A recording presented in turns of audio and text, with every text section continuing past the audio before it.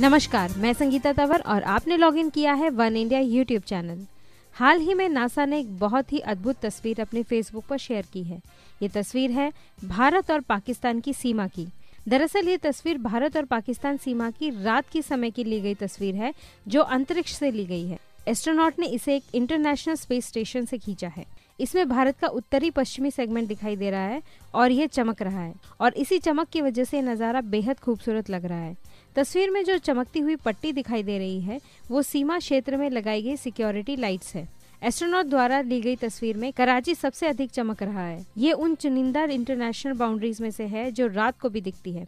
ये तस्वीर social media पर काफी पॉपुलर हो रही है। अब तक इस तस्वीर को 50,000 से ज्यादा लोगों ने लाइक किया है और 9,000 से अधिक बार शेयर भी किया जा चुका है।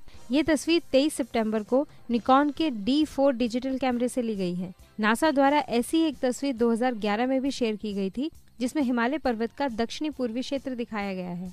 नासा ने भारत और पाकिस्तान की सीमा की ये तस्वीर रविवार को अपने फेसबुक पेज पर शेयर की, तो आप भी इस खूबसूरत तस्वीर को जरूर देखिएगा। वन इंडिया पॉडकास्ट में इतना ही। अधिक खबरों के लिए लॉग इन कीजिए oneindia.com।